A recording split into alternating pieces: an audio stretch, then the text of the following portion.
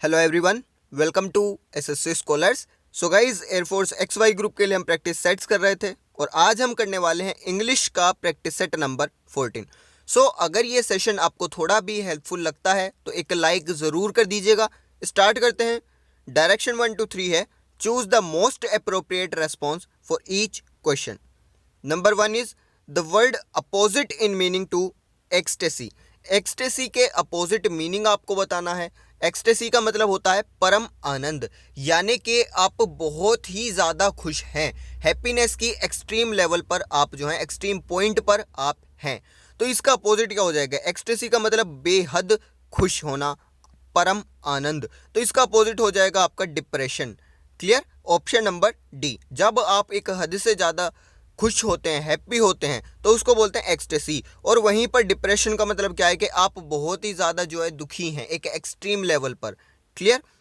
Number 2 है the word opposite in meaning to brittle is. Brittle का opposite बताना है, तो ब्रिटल का मतलब क्या होता है? नाजुक। कोई भी चीज़ नाजुक है तो उसको बोलते हैं ब्रिटल। तो इसका अपोजिट हो जाएगा टफ। इसके बाद नंबर 3 है द वर्ड ओडियस मीन्स। ओडियस का मतलब क्या होता है? ओडियस का मतलब होता है घृणात्मक, यानी कि हेटफुल। क्लियर? किसी चीज़ को जो हेट करने लायक है, जिससे घृणा होती है, उसको बोलते हैं ओडियस, या फिर मतलब क्या होगा इसका? हेटफुल। इसके बाद जो ये सभी अदर वर्ड्स हैं, अगर आपको किसी भी वर्ड में कोई भी डाउट आता है तो आप मुझसे कमेंट बॉक्स में पूछ सकते हैं। वीडियो में मैं इसलिए डिस्कस नहीं करता क्योंकि वीडियो लंबा हो जाता है। क्लियर? इसके बाद डायरेक्शन 4 to 5 है give one word for the following words और सेंटेंसेस। सेंटेंस आपका है a person who is self centred, यानी कि एक ऐसा व्यक्ति जो अपने लिए, ठीक है, अपने बारे में सब कुछ सोचता रहता है। सेल्फ सेंटर्ड है वो, यानी वो कोई भी काम करेगा उसमें सिर्फ वो एक चीज़ ढूंढेगा कि मेरे लिए इसमें क्या है। क्लियर? तो उसको क्या बोलते हैं? उसको बोलते हैं ईगोइस्ट।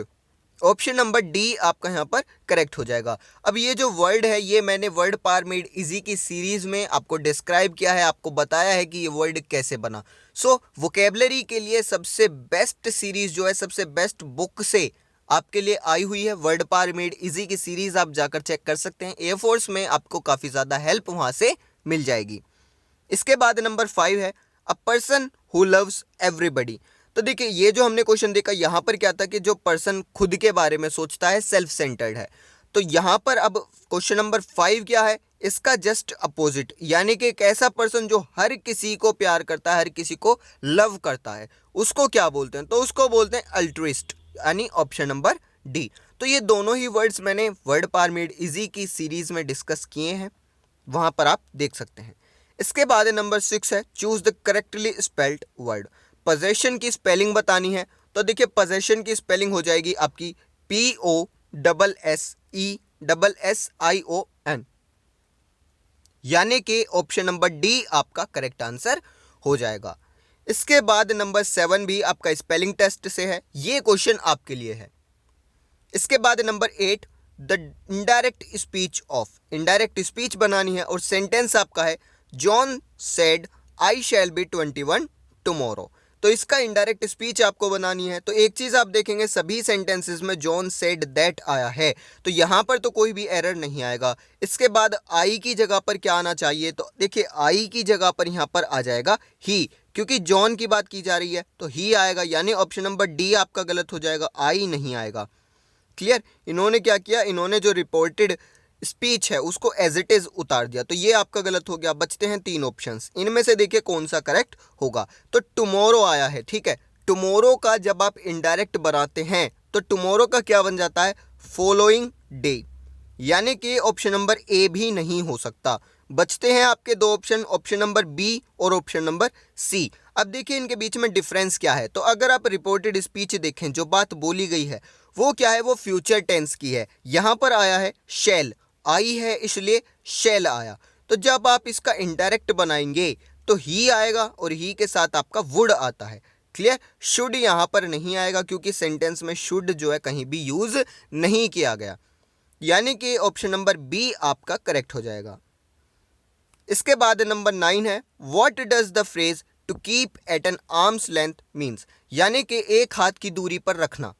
इस फ्रेज का मतलब क्या है? तो बहुत ही क्लियर मतलब है, आप सभी जानते हैं, एक हाथ की दूरी पर रखना, यानी कि to avoid coming in contact. Option number D correct हो जाएगा, किसी को अपने कॉन्टैक्ट में आने से अवॉइड करना, रोकना।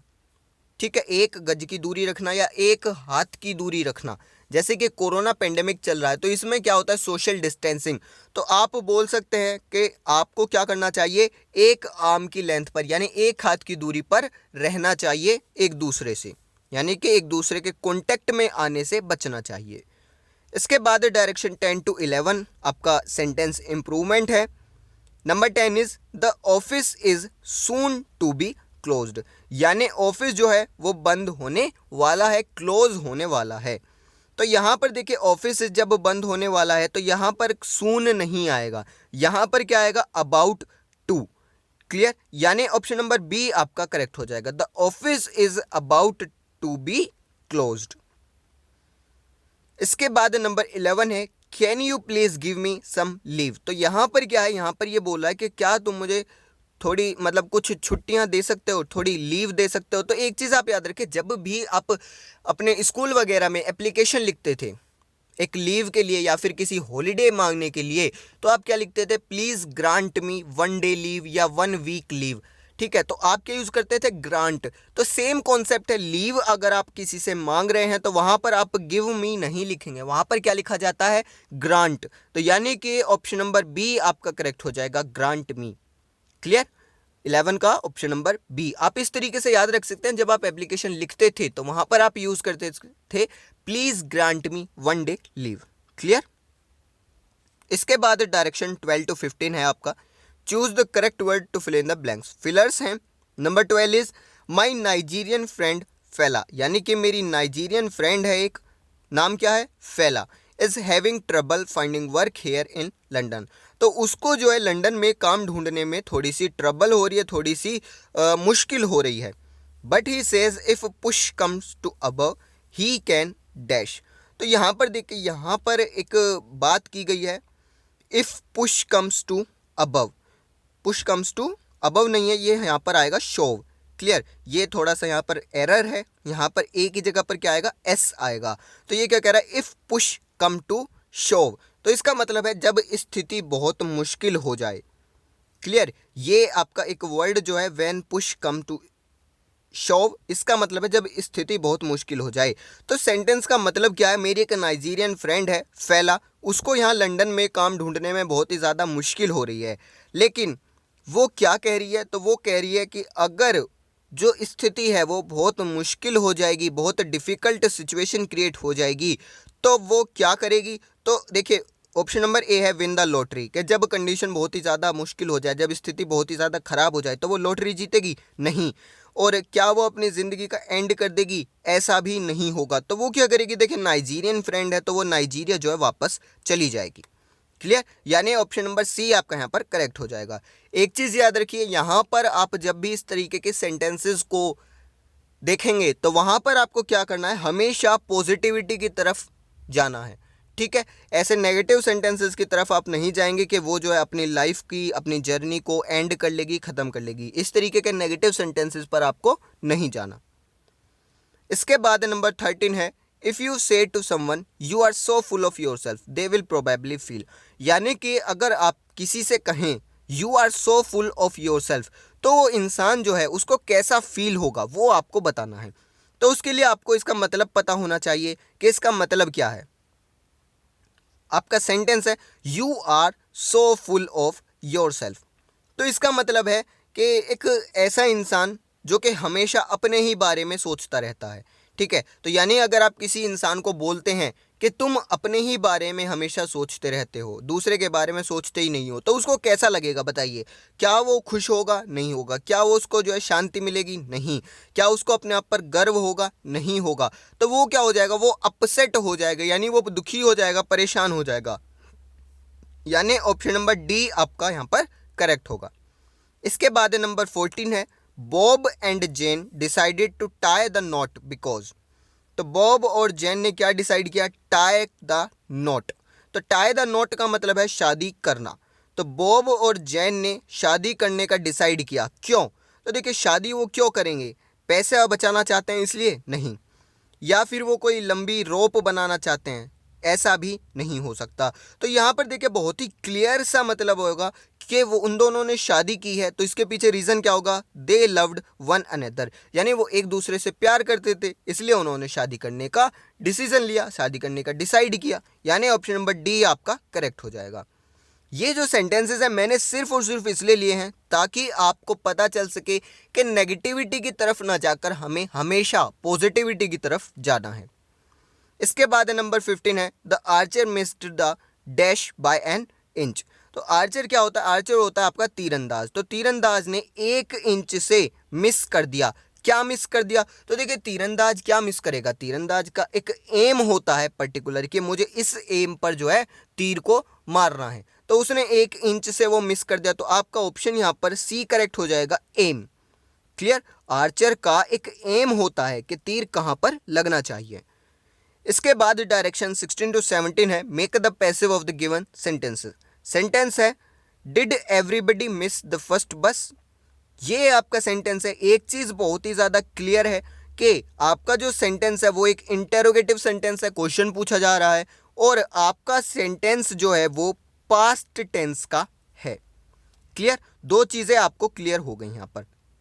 तो जब आप इसका पैसिव बनाएंगे तो इंटेरोगेटिव सेंटेंस बनाना है, तो यहाँ पर कोई भी WH फैमिली का वर्ड तो है नहीं, तो आपका जो सेंटेंस बनेगा, जो इंटेरोगेटिव सेंटेंस बनेगा वो WH फैमिली के वर्ड से स्टार्ट नहीं होगा बल्कि एक हेल्पिंग वर्ब से होगा। क्लियर, अब यहाँ पर आपका ऑब्जेक्ट है द फर्स्ट बस, तो जब आप इसको सब्जेक्ट बनाएंगे तो फर्स्ट बस आ गया, द फर्स्ट बस। अब इसके अकॉर्डिंग हेल्पिंग वर्ब तो वॉज आएगी, क्योंकि ये एक सिंगुलर सब्जेक्ट है तो आपकी वर्ब भी सिंगुलर आएगी। और पहले मैंने इसलिए यूज़ किया क्योंकि हमें इंटेरोगेटिव सेंटेंस बनाना है, यानी आपका सेंटेंस क्या बनेगा, वॉज द फर्स्ट बस, मिस का क्या हो जाएगा, मिस्ड बाय, और आपका सब्जेक्ट बन जाएगा ऑब्जेक्ट यानी everybody. Clear, was the first बस मिस्ड बाय एवरीबडी, यानी कि ऑप्शन नंबर बी आपका यहाँ पर करेक्ट आंसर हो जाएगा। क्लियर, अगर आप ऑप्शन नंबर ए देखें तो यहाँ पर जो है आपका कोई जो सेंटेंस है वो इंटेरोगेटिव नहीं बन रहा। अगर सी ऑप्शन देखें तो यहाँ पर इन्होंने क्या किया, यहाँ पर एक तो आपका जो एवरीबडी है वो इन्होंने सब्जेक्ट बना दिया, दूसरी चीज़ इंटेरोगेटिव सेंटेंस यहाँ पर नहीं बन रहा। ठीक है, उसी तरीके से डी में क्या है, डी में हेड आ गया, तो हेड का तो कोई सेंस ही नहीं था, यानी ऑप्शन नंबर बी आपका करेक्ट हो गया। क्यों हुआ ये आपको पता है, बाकी सारे ऑप्शंस गलत क्यों हैं ये भी आपको पता चल गया। इसके बाद नंबर 17 है we will not allow them to run away. Passive बनाना है तो आपका ऑब्जेक्ट क्या है, देम। देम का जब आप सब्जेक्ट बनाएंगे तो क्या बनेगा, दे बनेगा। क्लियर, तो दे, इसके बाद आपका यहाँ पर यूज की गई है हेल्पिंग वर्ब विल, तो आपका जो पैसिव बनेगा वो भी विल करके ही बनेगा। तो सेंटेंस क्या बन जाएगा, they will not be allowed to run away by us. Clear, option number A आपका यहाँ पर करेक्ट हो जाएगा। देखिए विल का वुड नहीं होगा, ठीक है, क्योंकि ये आपका एक्टिव पैसिव ट्रांसफॉर्मेशन है ना कि डायरेक्ट इनडायरेक्ट, तो यहाँ पर वुड नहीं होगा। इसके बाद आर नहीं आएगा क्योंकि यहाँ पर सेंटेंस जो आपको दिया गया है एक्टिव में वो फ्यूचर में है, और आर अगर आपने लगा दिया तो ये प्रेजेंट हो जाएगा, वर लगा दिया तो पास्ट हो जाएगा। तो ऑप्शन नंबर ए आपका यहाँ पर करेक्ट आंसर होगा। इसके बाद नंबर 18 है form an adjective from the given word. Word है आपका ब्यूटी, तो ब्यूटी का एडजेक्टिव बनाना है। तो मैंने आपको बताया था कि आपको क्या करना है, एक किसी वर्ड के साथ में इसका यूज़ कर लीजिए और फिर वहाँ पर देखिए कि ये किस चीज़ का जवाब दे रहा है। तो ब्यूटी का देखिए ऑप्शन में आपका ब्यूटीफुल, ब्यूटीफुली, इस तरीके के सेंटेंसेस दिए गए हैं, इस तरीके के वर्ड्स दिए गए हैं। तो आपको क्या करना है, देखिए ब्यूटीफुल गर्ल आपने सुना होगा, ठीक है, ब्यूटीफुल गर्ल, तो लड़की कैसी है, ब्यूटीफुल है, तो कैसी का जवाब मिला, यानी कि यही है आपका एडजेक्टिव। तो ब्यूटीफुल आपका क्या हो गया, एडजेक्टिव हो गया, यानी कि सी ऑप्शन करेक्ट है। अच्छा, अगर मैं बात करता हूँ ऑप्शन नंबर ए की, ब्यूटीफुली, तो ब्यूटीफुली में क्या है, एडजेक्टिव में ly ऐड हो गया, यानी कि ये क्या है, एक एडवर्ब है। और ब्यूटीफाई क्या है, ब्यूटीफाई एक वर्ब है। ब्यूटीफाई यानी कि किसी भी चीज़ को सुंदर करना, जैसे कि आप फोटोज़ को ब्यूटीफाई करते हैं, यानी कि उनको सुंदर बनाते हैं, उनको ब्यूटीफुल बनाते हैं, तो उसको क्या कहते हैं, ये एक वर्ब है। ब्यूटी की अगर बात की जाए तो ब्यूटी का मतलब है सुंदरता, ये क्या है, एक नाउन है, यानी कि यहाँ पर सभी वर्ड्स आ गए। देखिए ब्यूटी एक नाउन है, ब्यूटीफुल एक एडजेक्टिव है, ब्यूटीफाई एक वर्ब है और ब्यूटीफुली एक एडवर्ब है। इसके बाद नंबर 19 to 20 आपका एरर स्पॉटिंग है। Number 19 is the cruel lady made her stepdaughter to do all the household chores. Clear. तो यहाँ पर आप एक चीज नोटिस कीजिए, यहाँ पर आया मेड। वर्ब के अंदर एक रूल है कि अगर किसी भी सेंटेंस में लेट या फिर मेक आता है, क्योंकि मेड क्या है, मेक की सेकंड फॉर्म है, तो याद रखिए जब भी कभी सेंटेंस में लेट आए या फिर मेक आए तो इसके बाद जो वर्ब आएगी वो हमेशा वर्ब की फर्स्ट फॉर्म आएगी। क्लियर। तो यहाँ पर जो आपका टू प्लस वर्ब की फर्स्ट फॉर्म है, इसकी जगह क्या हो जाएगा, सिर्फ वर्ब की फर्स्ट फॉर्म, यानी टू डू की जगह सिर्फ डू आना चाहिए। The cruel lady made her step daughter do all the household chores. Clear. ये रूल आप लिख लीजिए, काफ़ी ज़्यादा इंपॉर्टेंट है। अगर सेंटेंस में लेट या फिर मेक दोनों में से कोई भी आता है तो इसके बाद आने वाली वर्ब हमेशा वर्ब की फर्स्ट फॉर्म होगी, यानी ऑप्शन नंबर बी आपका करेक्ट होगा। बी पार्ट में एरर है। इसके बाद नंबर 20 है you can eat as much as you like at the newly lunch bar, यानी तुम जितना चाहो उतना खा सकते हो। कहाँ पर, लंच बार में, जो कि नया है, नए लंच बार में। तो यहाँ पर देखिए, यहाँ पर जो न्यूली लंच बार है, यहाँ पर आपको थोड़ा सा जो है मिस्टेक लग रही होगी, क्योंकि देखिए न्यूली लंच बार यहाँ पर क्या कर रही है, जो वर्ड है ये बेसिकली बताना चाह रहा है लंच बार के बारे में कि लंच बार जो है वो नया है। तो जब ये लंच बार आपका एक नाउन है और नाउन की जो विशेषता बताता है, जो नाउन को मैं कहूँ थोड़ा सा उसके बारे में एक्सटर्नल इन्फॉर्मेशन देता है, एक्स्ट्रा इन्फॉर्मेशन देता है, उसको हम बोलते हैं एडजेक्टिव। तो यहाँ पर न्यूली नहीं आएगा, यहाँ पर क्या आएगा, न्यू आएगा। क्लियर। न्यूली क्योंकि एक एडवर्ब है और न्यू क्या है, एक एडजेक्टिव। तो यहाँ पर क्या आएगा, at the new lunch bar, यानी कि नए लंच बार पर। क्लियर। तो यहाँ पर आपका सी पार्ट में एरर है, ऑप्शन नंबर सी आपका यहाँ पर करेक्ट हो जाएगा। सो ये था आपका practice set number 14। I hope सभी क्वेश्चंस आपको समझ आए होंगे। फिर भी अगर कोई डाउट बचता है then comment box is yours, आप मुझसे बेझिझक वहाँ पर कुछ भी क्वेश्चन हो आपका पूछ सकते हैं। आज के सेशन में इतने रखते हैं। Thank you.